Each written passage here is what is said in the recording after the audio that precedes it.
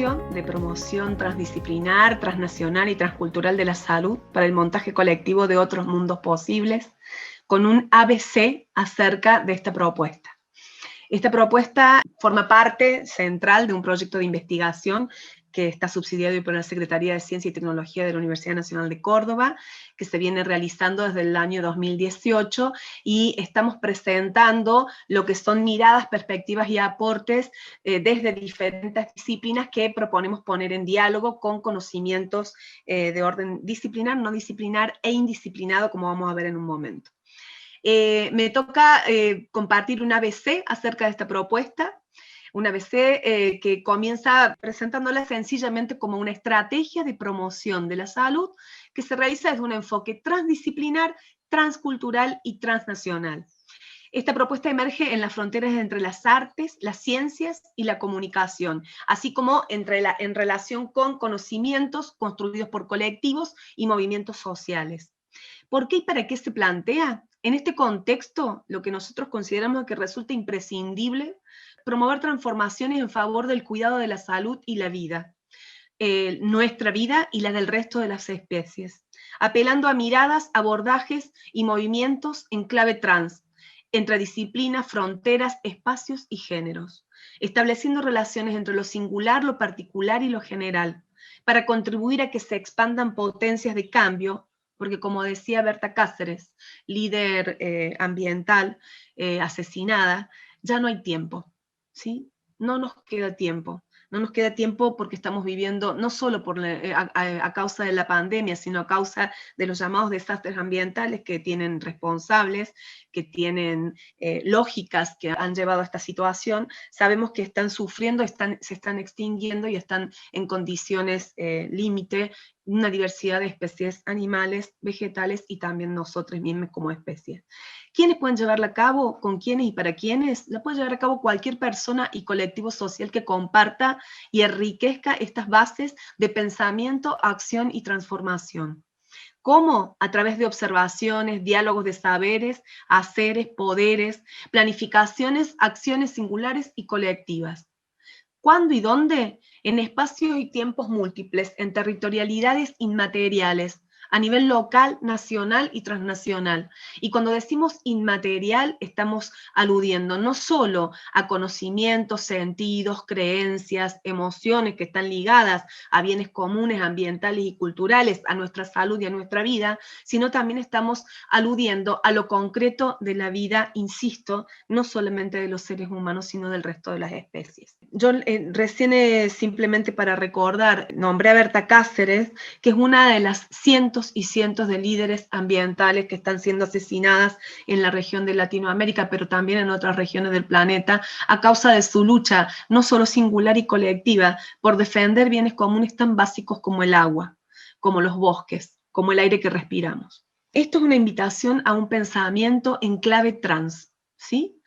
Considerando que ese prefijo es eminentemente dinámico, que lo que hace es invitarnos al atravesamiento de fronteras, en lo corporal, en los géneros, en las naciones, en la historia y en la producción cultural. Cuando pensamos este prefijo en lo transdisciplinar, nos estamos centrando en la relación entre conocimientos disciplinares del campo de las artes, visuales, escénicas, performáticas, audiovisuales, transmediales y las ciencias, sociales, políticas y de la salud fundamentalmente, pero también ciencias que hacen al desarrollo tecnológico, con cierta mirada crítica a la noción de desarrollo, y en esto estamos de acuerdo con propuestas como la de Maristela Svampa o Enrique Viale, que nos habla de mal desarrollo, de cómo estas formas de naturalizar el desarrollo económico, político, cultural, tecnológico en tiempos capitalistas, lo que nos está trayendo es más enfermedad, malestar y muerte.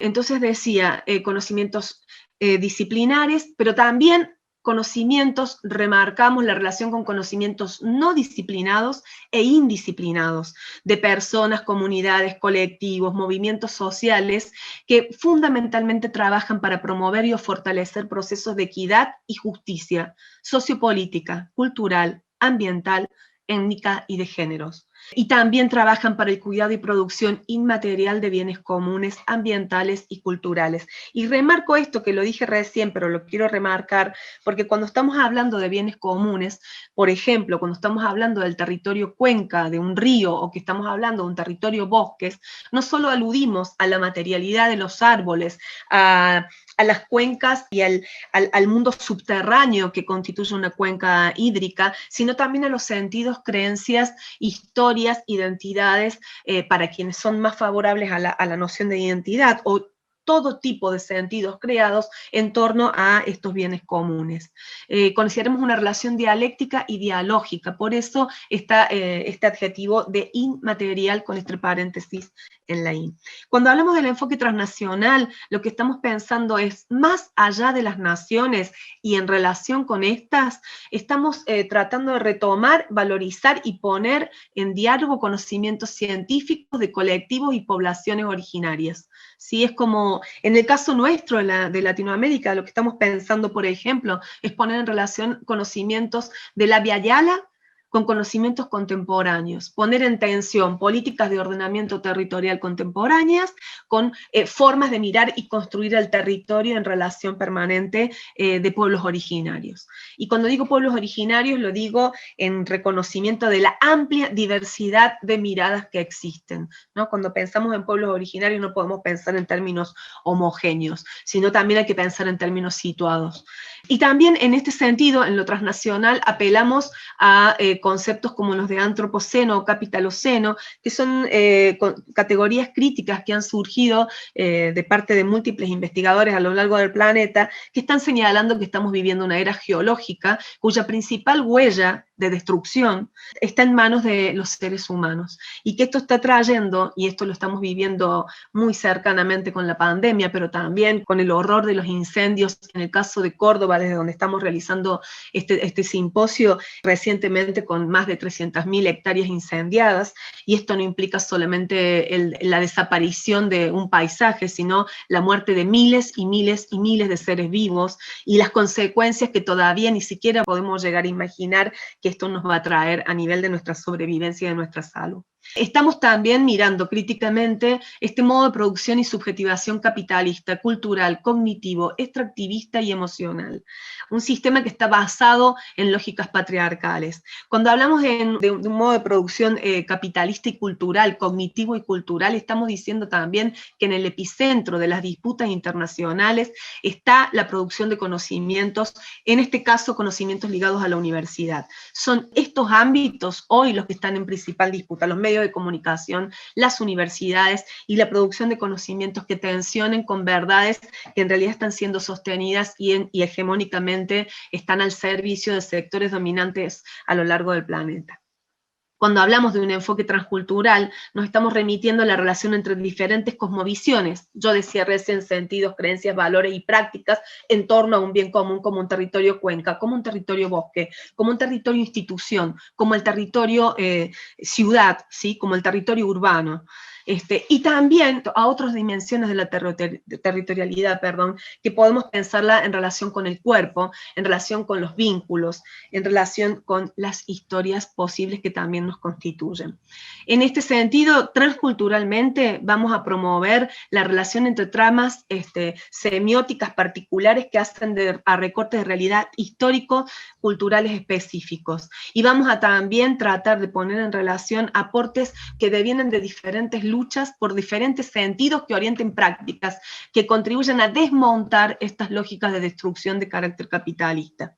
Que no olvidemos, para que haya capitalismo, tenemos que pensar en el proceso de colonización, y para que haya proceso de colonización también tenemos que pensar en un patriarcado arraigado desde hace siglos en los imperios y también en los territorios originarios. En este sentido, lo que estamos pensando es en el desmontaje de lógicas capitalistas, patriarcales, coloniales y extractivistas. También en lo que estamos planteando es la valoración de diferencias, diversidades, tensiones y disidencias. La valoración del conflicto como motor de transformación social. La posibilidad de pensar en encuentros dialécticos y dialógicos entre modos de pensar, hablar, ser y hacer. Ello para promover transculturalmente políticas de cuidado de nosotros y de los otros seres vivos y los bienes comunes de los cuales todos dependemos. Esta propuesta, del cual simplemente estoy compartiendo un ABC que podríamos profundizar en múltiples sentidos. A mí me gusta plantearlo en múltiples sentidos bio, necro y psicopolíticos.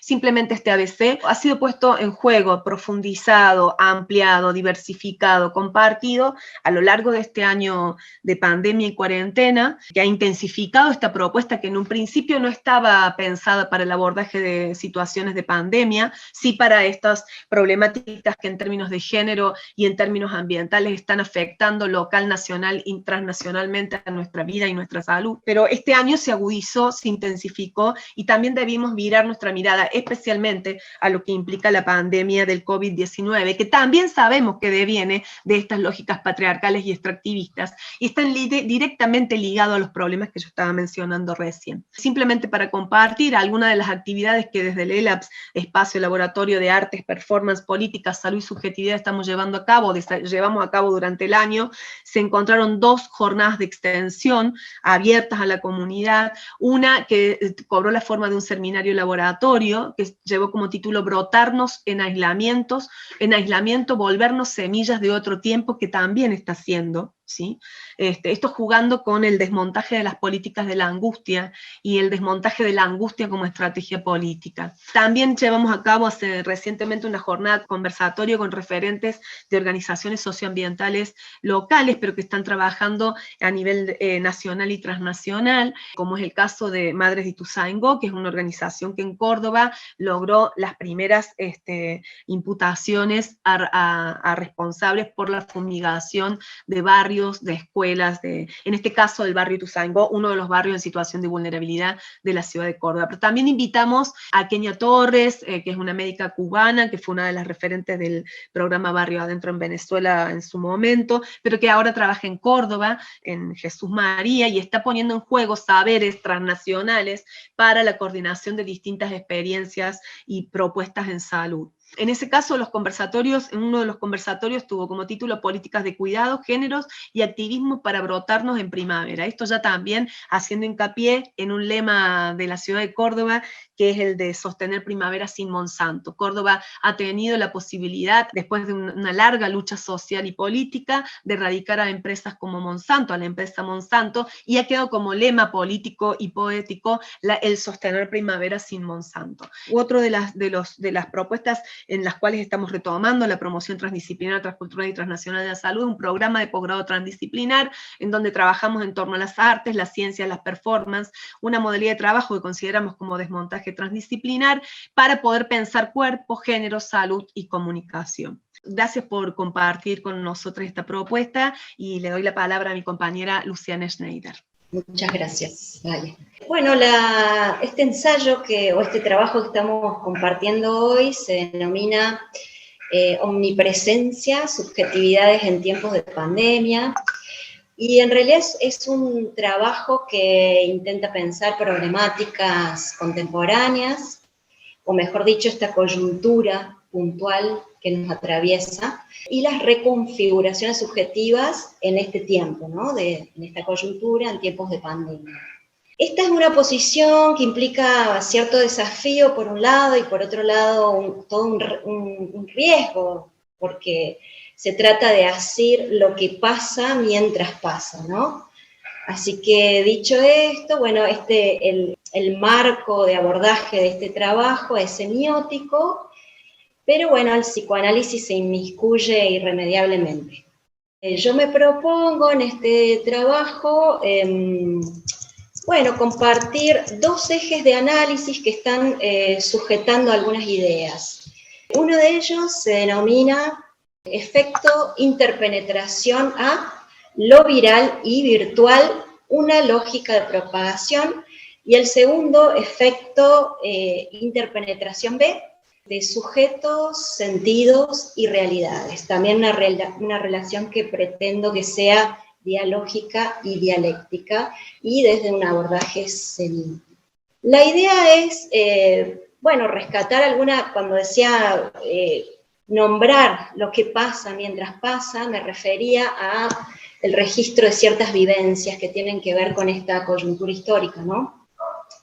Por un lado, el carácter absoluto que trae la omnipresencia de la virtualidad y la viralidad global, que exponen la contundencia de lo incorpóreo y su peculiar forma de presentarse, el efecto en los cuerpos. Los discursos virtuales, circulantes, atraviesan como láseres los tejidos. Se suspenden actividades por un lado, pero la red virtual infinita bulle, desborda tiempos y espacios. Y presenciamos un trasvasamiento entre los espacios públicos y privados. Se desvanecen algunos contornos subjetivos frente a estas condiciones de exhibirse, exponerse, mostrarse, mirarse, convivir. Y son escasas, la verdad, las posibilidades de escamotear de esa vidriera fragmentos del yo. Se exponen así las transparencias subjetivas, que es como una hipótesis que quería compartir, ¿no?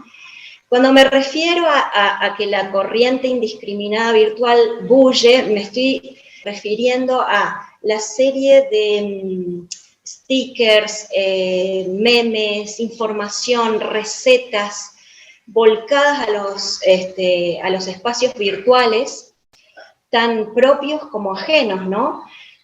Al punto que se desdibuja la autoría del mismo, ¿no? De los mismos. Entonces, el desafío es, o la pregunta es, ¿cómo trazar contornos en estas condiciones, ¿no? Y otra pregunta que se me ocurre es, bueno, ¿cuál es el nexo entre la cualidad de lo viral y de lo virtual? La lógica viral, por un lado, tiene, digamos, comparte con la lógica virtual un sistema de propagación, ¿sí? Son ambas de naturaleza invisible, sin embargo, nada más contundente, ¿no? La lógica viral implica esto de lo microscópico, invisible, pero deja huellas, ¿sí? Y tiene como la cualidad de ser contundente, invisible, y la agilidad, que parecen ser incompatibles, pero por otro lado, digamos, tienen el mismo comportamiento, que es la capacidad de adherencia, de pregnancia y de propagación. Y por otra parte, el espacio virtual, tan oceánico como permeable, también produce filtraciones en el universo íntimo, ¿no? Esta ausencia de tabiques entre lo público y lo privado, ¿no? Entonces, coinciden la lógica viral y virtual en esta lógica, o este efecto, mejor dicho, de propagación y de interpenetración de los cuerpos. Yo había elegido, Cari, si querés mostrar una de las imágenes, es sobre las paradojas, porque me parecía que reflejaba, por un lado, la dificultad o la vivencia de lo aplanador que está haciendo la realidad en casa, ¿no? Sin escapatoria. Y también porque me parece que estas condiciones vinculan también el anverso con el reverso. ¿Qué quiero decir con esto? Que mientras, se exponen la fuerza puesta en el rostro, por un lado se escamotea el cuerpo, o queda escindido el cuerpo de la escena, mientras el carácter microscópico del virus amenaza el universo entero. Por otra parte, es imperceptible e envolvente y contundente. Por otra parte también, la virtualidad como único modo de contacto invade todos los espacios, ¿no?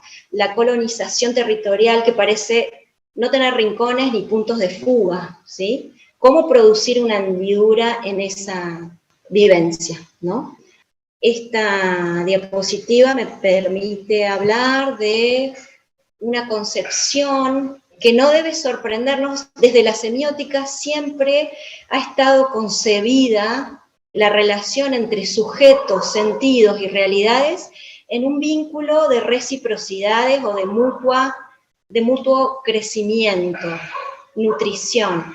Ya Peirce lo planteaba en términos de el hombre-signo, en el sentido de interpretar que hombre y signo se nutren mutuamente y crecen mutuamente. Hay una relación ahí dialógica y dialéctica. Bakhtin también lo plantea en otros términos, pero habla de la relación entre lo extratextual y lo intratextual, o cómo todo sujeto se apropia de las palabras ajenas, y esas palabras ajenas generalmente son voces históricas, voces que se articulan a través de la madre. También en lo extratextual está la dimensión ideológica y sociohistórica, ¿sí? Digamos que esta dimensión extratextual incide, o el sujeto se apropia, hace propios, esto intersubjetivo se vuelve intrasubjetivo, ¿no? Entonces, otra vez hablamos de una naturaleza permeable, ¿no? Entre el mundo extrasubjetivo o intersubjetivo e intrasubjetivo. Verón también plantea que toma, digamos, es un exégeta de Peirce, y toma un planteo que tiene que ver con que conocemos a través de los signos, ¿sí? No hay conocimiento por fuera de los signos, por lo tanto, toda realidad es construida, ¿sí? Discursivamente en ese sentido, ¿no? Quería volver a Bakhtin, porque esto que trae Bakhtin desde mis ojos están viendo otros ojos, tiene un título de un poema que se titula de ese modo, nos remite a pensar también en la figura topológica de la banda de Moebius, que es la que recupera Lacan, para hablar también de esta relación de continuidad entre mundo externo y mundo interno, ¿sí? Pero entonces, la pregunta aquí es, bueno, frente a tanta dispersión, frente a esta lógica de pensar a sujetos al sentido, sujetos semiotizados, o sujetos otrificados, que en este caso Bakhtin lo menciona de ese modo, pero esa otredad constituyente de los sujetos no necesariamente es una otredad antropomórfica, ¿sí? Como decíamos, es la cultura, la realidad sociohistórica, etc. Pero entonces, frente a estas condiciones que abren el océano, abren el juego, dispersan, la pregunta es, ¿cuál es la operación subjetivante que produce efectos de reunir esas partes? ¿Dónde está la potencia aglutinante, ¿no?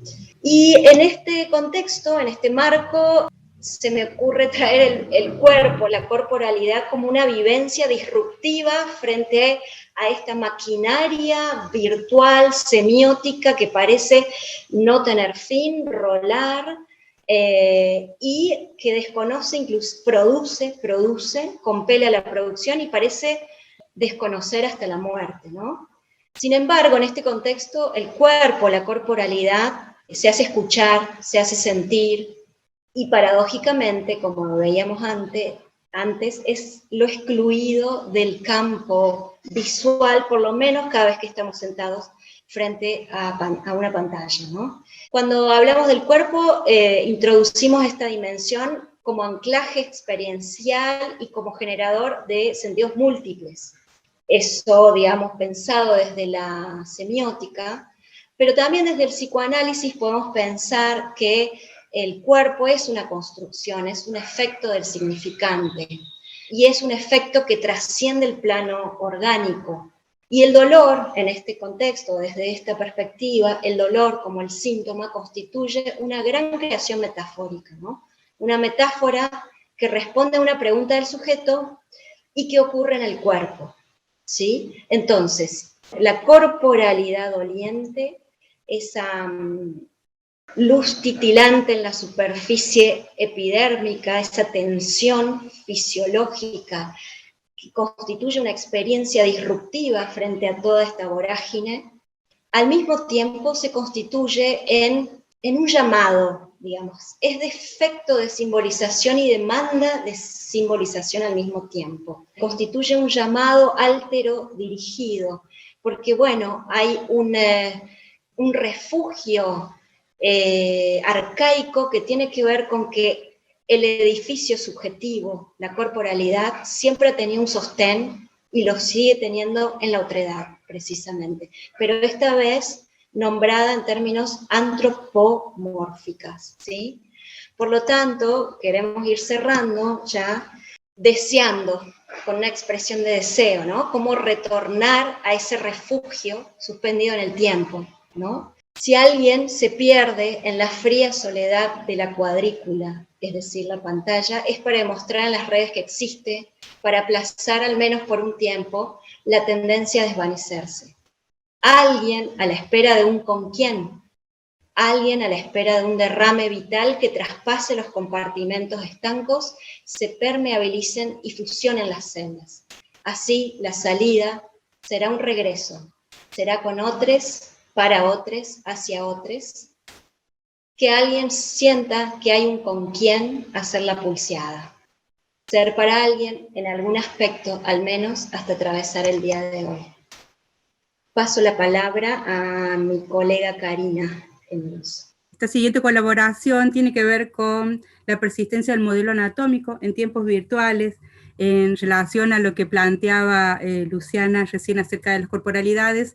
Bueno, este trabajo viene de la mano de el estudio de la anatomía, que es la disciplina que por excelencia se toma como el conocimiento cierto acerca del cuerpo, el conocimiento científico, legal acerca del cuerpo.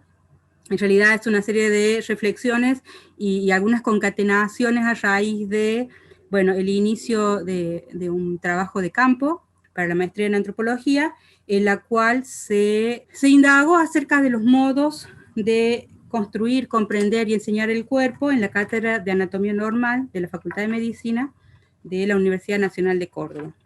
Y en relación a estos tiempos que corren, ¿no? Tiempos de pandemia, tiempos de aislamiento y de distanciamiento y tiempos de mutación respecto a lo que entendemos por el cuerpo, presentaba o quería compartir algunos de estos tópicos que vienen en relación a los modos en que conocemos el cuerpo. La primera inquietud que se me presenta es esta aparente similitud o esta combinación que hay entre dos palabras que utilizamos habitualmente. Bueno, en este caso es el estudio de la anatomía normal.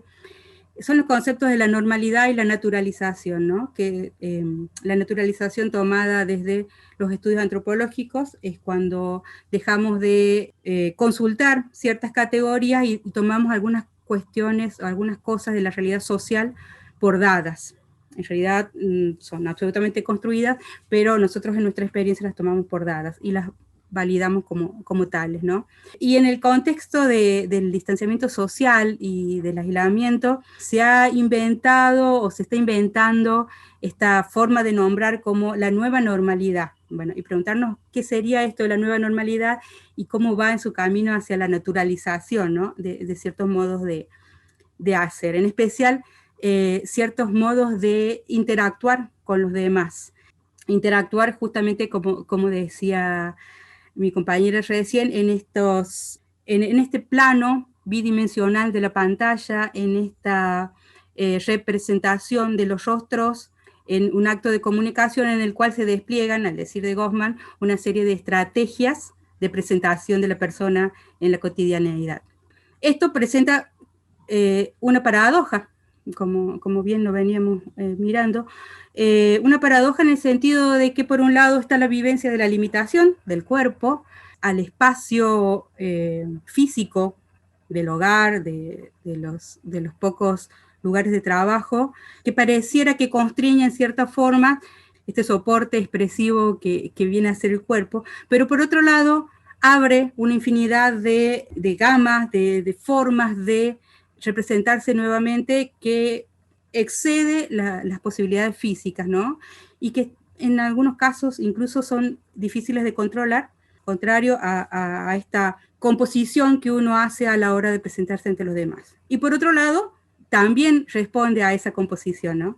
Y acá me tomo de algunas propuestas en la lectura que hace David Le Breton acerca de cómo surge este modelo del cuerpo anatomizado a partir de esa transición del medioevo al renacimiento, a la modernidad, en donde él toma un concepto de Bakhtin, que es el concepto del cuerpo grotesco, y toma como paradigma el cuerpo grotesco del carnaval, haciendo una caracterización, obviamente, de la Europa de la época, de este cuerpo grotesco abierto al universo, en contacto permanente, indiferenciado con el universo, y que se regía dentro de las leyes naturales. Un cuerpo que responde a una anatomía cósmica, por decirlo de alguna forma, ¿no? Y cómo a partir de que va entrando a la modernidad, Europa va entrando a la modernidad, este cuerpo empieza a transformarse, se desacraliza en cierta forma y se va individualizando, ¿no? Hay un nuevo surgimiento del individuo, que hasta entonces no estaba visto como tal y que no es para toda la población, no es para todas las personas de aquel momento, sino que se va dando en relación a también el desarrollo de un tipo de economía y algunos grupos sociales que empiezan a distinguirse por sobre lo popular, por sobre los sectores populares. El cuerpo deja de ser este cuerpo unido al cosmos, este cuerpo unido a la naturaleza, y empieza a representarse como la carne que es factible de ser estudiada, que es factible de ser investigada, cortada, mirada y posteriormente clasificada, sectorizada.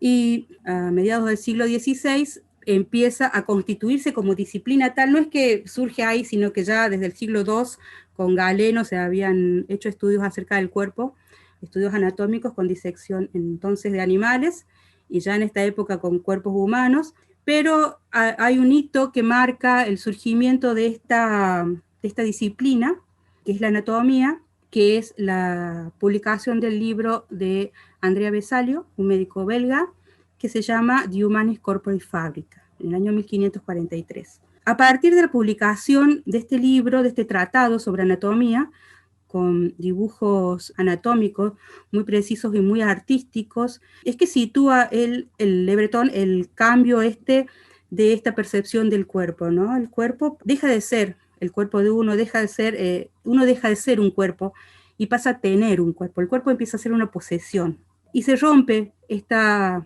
imaginada conexión con el universo. Lo que nos presenta ahora, lo que nos presenta en la época actual, es posiblemente otra mutación a nivel de lo corporal que tiene que ver con el cuerpo digital, que es lo que va a nombrar Paula Sibilia, también una antropóloga, en donde el avance de la tecnología, dice, ha producido un cambio del cuerpo máquina, como estaba concebido en relación al surgimiento de la anatomía y acompañado del desarrollo de los modos de producción capitalista, este cuerpo máquina empieza a ser el cuerpo digitalizado, o el cuerpo virtual también podríamos decir, ¿no? En estos 6-7 meses que tenemos de pandemia y de situación de aislamiento y distanciamiento, es como que se produce obligadamente, lo que antes era un proceso gradual y quizás opcional, se produce obligadamente como una mutación necesaria, en donde nos tenemos que reinventar constantemente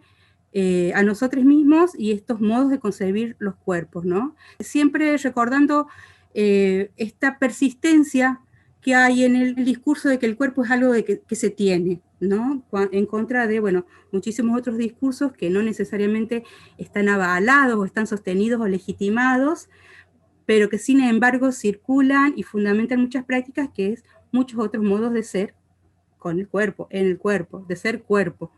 Volviendo a lo que es el cuerpo de la anatomía, también hay algo de lo que se destaca acá, que tiene que ver con la invención del rostro. Y la invención del rostro que va acompañada también del desarrollo de las artes, en aquellas épocas en la Italia del 300, del 400, impulsadas por los mecenas, quienes a cambio de sus dádivas y su generosidad con los artistas, lograban inmortalizar sus rostros como símbolos de distinción social. El rostro empieza a tener un uso social. Y ahora, en esta experiencia que estamos teniendo ahora, nuevamente el rostro está cobrando una preponderancia. En aquellas épocas el rostro empieza a individualizarse a partir de que se hacen los retratos individuales, los retratos de los mecenas, los retratos de las figuras poderosas de la época, de religiosos y de los mismos artistas. Y el artista empieza también a firmar su obra. Entonces también se produce una transformación en su estatus social. A partir de esta invención del rostro para algunos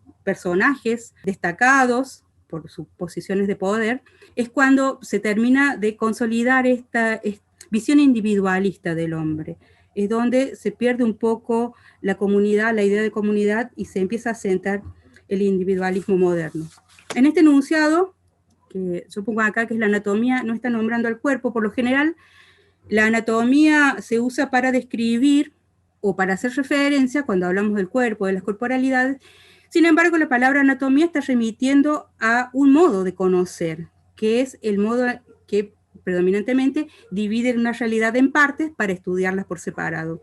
Pero hasta tal punto ha operado esta ideología o esta forma de construir los conocimientos, que anatomía se considera como sinónimo de cuerpo. Entonces, ¿cuáles son los usos que nosotros hacemos de esos cuerpos y de esos rostros, ¿no? En primer lugar, el rostro como espacio, como signo de individuación, lo cual también es el cuerpo. Pero en este momento lo que nos lleva a replantearnos es este conocimiento oficial, este conocimiento legal acerca del cuerpo, donde están basadas nuestras prácticas médicas, unas prácticas relativas a la salud, y además es la idea de cuerpo que regula nuestro marco legal y normativo, ¿no?, en las sociedades que tenemos. Y siempre nos lleva a preguntarnos la cuestión de la unicidad tan deseada, que en realidad está en cierta forma abatida por este modo de conocer que se basa en la separación de la realidad en partes, y la preeminencia, que se da también en aquella época, en el contexto de surgimiento de la anatomía, la preeminencia de los sentidos para conocer, ¿no?, en especial de la vista. Y ahí se termina de entender la preeminencia del rostro, por ejemplo, y la atención que pasa en las relaciones de la boca y de otras formas de comunicarse a la mirada. Entonces se empieza a pensar, se empieza a concebir que la mirada es el centro del ser, o el alma, o es donde está el alma de los individuos, ya también recayendo en otra de las herencias de la modernidad, que todavía operan y muy efectivamente, que es la de considerar cuerpo y alma, o cuerpo y espíritu, cuerpo y mente, como entidades separadas o dicotómicas. Entonces, volviendo a la población, o volviendo al problema de estudio que se plantea en esta tesis, que deriva en estas reflexiones, nos preguntamos cómo plantear, en términos de promoción transdisciplinar, transcultural y transnacional de la salud, estrategias para una transformación y para una legitimación de los modos otros de estar en el mundo, los modos otros de conocer el cuerpo, de hacer cuerpo, de curar el cuerpo, de entender que el cuerpo no es el cuerpo, sino es el sujeto. Bueno, lo primero que pensamos es retomar la propuesta del diálogo de saberes, para el cual vamos a tener que empezar a desnaturalizar estas categorías que entendemos por dadas, acerca del cuerpo, acerca de las subjetividades, y las tendríamos que inscribir, o tendríamos que hacer el esfuerzo de inscribirlas en procesos de creación y reinvención continuas, que se van retroalimentando y que van tomando y legitimando experiencias y conocimientos diversos que provienen de una multiplicidad de realidades. Y por otro lado, apostar a una propuesta de una universidad decolonizada, en donde uno de los primeros puntos que va a plantear Castro Gómez es corrernos del punto inobservado, de la pretendida objetividad, el punto de observación objetivo, el punto cero que le llama él, considerado y que se ha asignado a sí mismo el mote de legítimo, de único, de científico y de verdadero, y empezar a legitimar desde estos lugares en los que cada uno está trabajando y está tejiendo estas estrategias, empezar a legitimar una pluralidad de enfoques para poder construir conocimientos otros, como dice Walter Mignolo y como retoma también Catherine Walsh. Le voy a pedir a Leonardo que nos cuente acerca de su ponencia. Muchas gracias, Cari. Mi presentación está enmarcada en el trabajo final de una especialidad en enseñanza de la arquitectura y el diseño industrial, y tiene como propósito desarrollar líneas de trabajo que permitan superar la visión hegemónica del perfil profesional instituido en la academia, que está fuertemente determinado por la orientación racional moderna que continúa asignando el currículum de dicha carrera, ¿no? Me refiero a la carrera de diseño industrial en este caso. Esto con el objetivo de generar modos profesionales de pensar y actuar que estén orientados a profundizar los procesos de transformación socioculturales hacia formas de vida saludables, sustentables e inclusivas que están siendo. Para ello, se partió de entender el currículum, en palabras de Jimeno Sacristán, como una construcción vieja, resultado de una selección cultural que alguien realiza bajo los parámetros de una opción epistémica, política, social, cultural, de justicia, psicológica y pedagógica. Esto quiere decir que en nuestras prácticas docentes están en parte instituidas por estos documentos curriculares, pero también son instituyentes de dicho currículum a razón de todas estas decisiones que podemos tomar en las dimensiones recientemente nombradas. Por otra parte, esto implica entender también a la enseñanza como una actividad política, en palabras de Pesado y Cols, en tanto distribuye y contribuye a segmentar el capital intelectual y técnico de la sociedad, influyendo en la distribución del poder y los mecanismos de control, es decir, influyendo en las posibilidades de democratización de la sociedad. Y vale destacar también que esta investigación se realiza en el marco de la Universidad Nacional de Córdoba, una universidad de carácter público, laico, gratuito y masivo, que tiene como misión académica formar profesionales con pensamiento crítico, iniciativa y vocación científica, conscientes de su responsabilidad moral. En este punto que yo me empecé a preguntar, bueno, ¿cuáles son las implicancias que tiene esta herencia moderna en la formación de los diseñadores industriales en relación a las diversas problemáticas y situaciones que emergen del contexto? La presencia del enfoque moderno en la enseñanza se reconocen varios puntos, pero hay tres que me parecen muy significativos a considerar para plantear o para poner en tensión. Por un lado, la cultura hegemónica, ¿sí? La cultura hegemónica que tiene que ver con un ideal eurocentrista, resultado de todo un proceso histórico de colonización, que dejó afuera de la enseñanza muchos saberes por considerarlos míticos, supersticiosos, y que eso genera más de excluir a todo un sector que proviene de ciertas comunidades o ciertos sectores porque sus saberes, sus subjetividades están puestas en el lugar de lo incorrecto. En el caso de intentar formar parte de las instituciones, genera un conocimiento frágil o los termina expulsando porque no considera los anclajes necesarios sobre los cuales construir otros tipos de conocimiento, ¿no? Y esto, como es evidente, contribuye a reforzar la hegemonía cultural, económica y política de Occidente.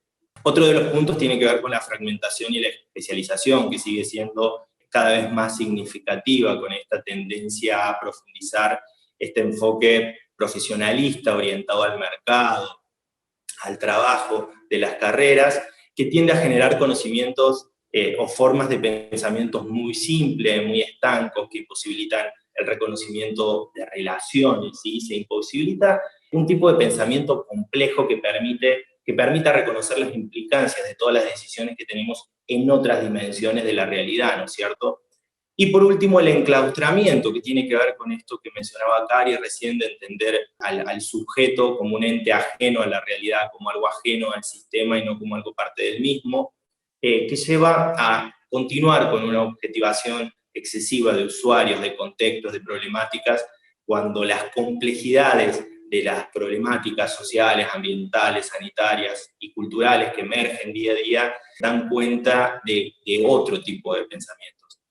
En relación a esto, la declaración que se hizo de la CRES, el Congreso Regional de Educación Superior, que se dio en el marco de la UNICE hace 2 años, justamente se plantea, y las universidades se comprometen a trabajar en línea de superar muchas de estas cuestiones, haciendo foco, por un lado, en contraste con la cultura hegemónica eurocentrista, planteando un diálogo de saberes, la necesidad de considerar los distintos tipos de saberes, incluirlos en los procesos, incluirlos en la academia de distintas maneras, también en línea con la consideración de la diversidad cultural subjetiva que está presente en nuestras comunidades y en nuestros estudiantes, esto también tendiente a erradicar el racismo y toda forma de violencia de nuestras instituciones. En contra de la fragmentación y la especialización se plantea la integración y la articulación, con la intención de superar esta visión utilitaria de la educación tendiente a formar trabajadores, ¿sí? Y en contraposición se plantea el foco en la necesidad de formar ciudadanos con un pensamiento crítico que a partir de una postura y el desarrollo de un pensamiento complejo puedan influir de otro modo en las problemáticas que mencionábamos recientemente. Y por último, el enclaustramiento, bueno, en relación al enclaustramiento se plantea una situación opuesta que tiene que ver con esto, con el vínculo, con el contexto y la comunidad, a partir de entender que es necesario co-crear conocimiento y desarrollar procesos de innovación y otras formas de construcción de saberes situados, específicos, que consideren la totalidad de la diversidad y de las problemáticas específicas que emergen y que padecen nuestras sociedades, lo cual implica poner en valor fuertemente las prácticas extensionistas y trabajar el vínculo con la comunidad desde otros lugares. Específicamente en el trabajo que estoy realizando, estoy estudiando el caso de la morfología dentro de la carrera de diseño industrial, que es la asignatura en la cual me desempeño como docente. Dicha materia tiene, se enseña a partir de un enfoque antroposemiótico, y al comenzar a investigar sobre qué tan determinada está por este enfoque moderno, partí de la definición operacional de la asignatura que dice que la morfología se encarga del estudio de los modos en que culturas concretas desarrollan conceptual y materialmente su apropiación de la espacialidad, y me llevó a preguntarme qué culturas se están enseñando en la morfología de diseño industrial.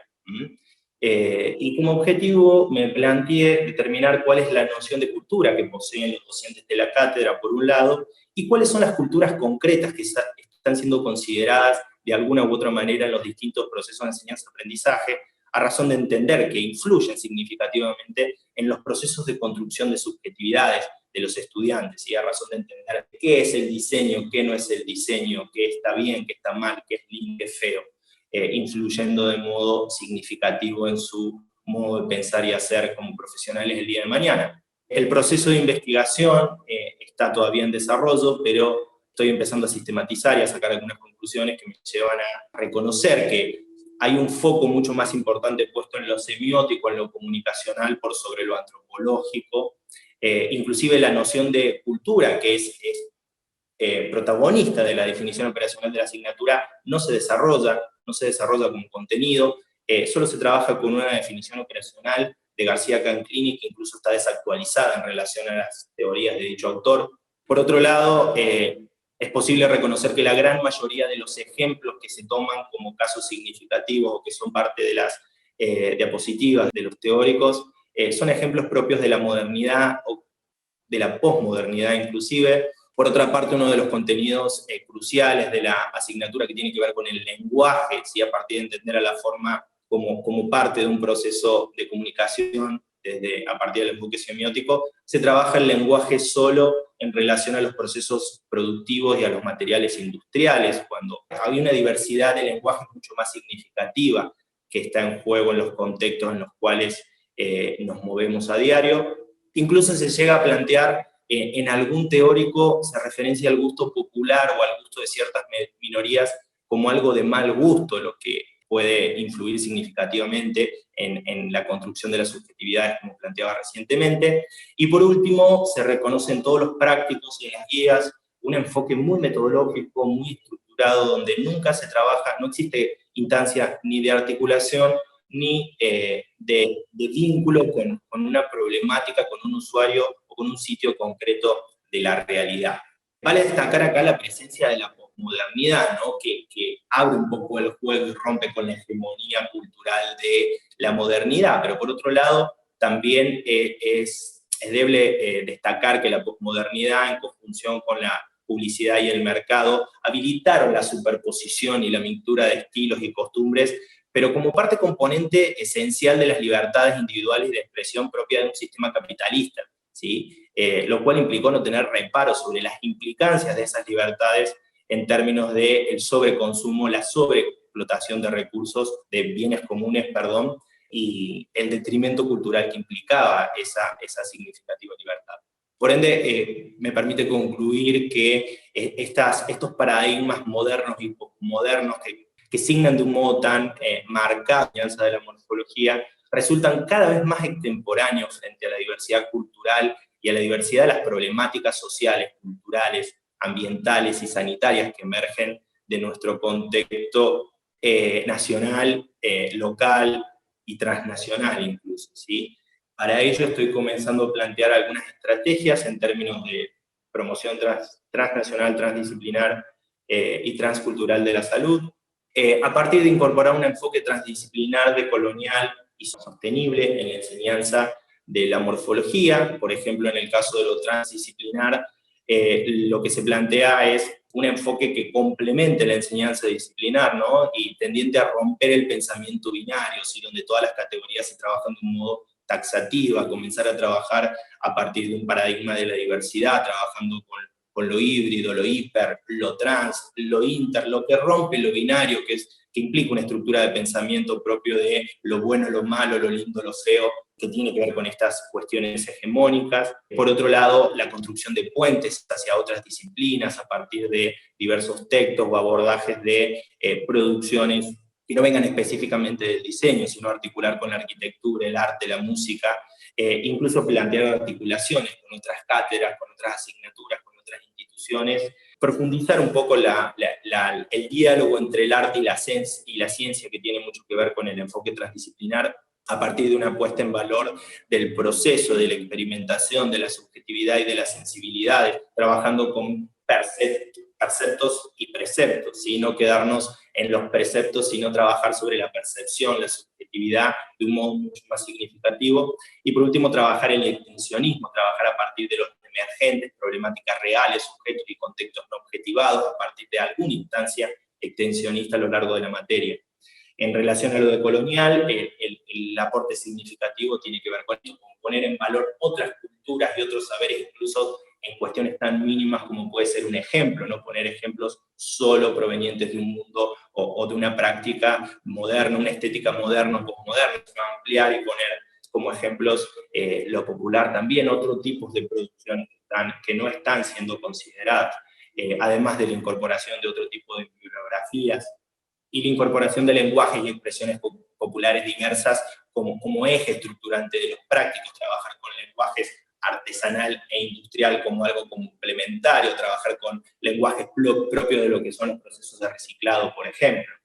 Y por último, en relación a la sostenibilidad, no trabajarla en relación al desarrollo sostenible, porque esa categoría de desarrollo tiene que ver mucho con una línea capitalista, con la acumulación, con el desarrollo a partir de la acumulación del capital ligado a la producción principalmente, sino trabajar la sostenibilidad como una nueva cultura, una nueva forma de organización, de producción, de relaciones, tendiente a aportar los procesos de construcción de una nueva civilización en términos de Mancini, autor que plantea que en ese sentido nuestro rol de diseñadores expertos, a partir de entender de que todos diseñamos, nuestro rol tiene que ver con aportar a la construcción de nuevos sentidos, de otros sentidos que puedan generar este nuevo mundo o esta nueva civilización que él plantea.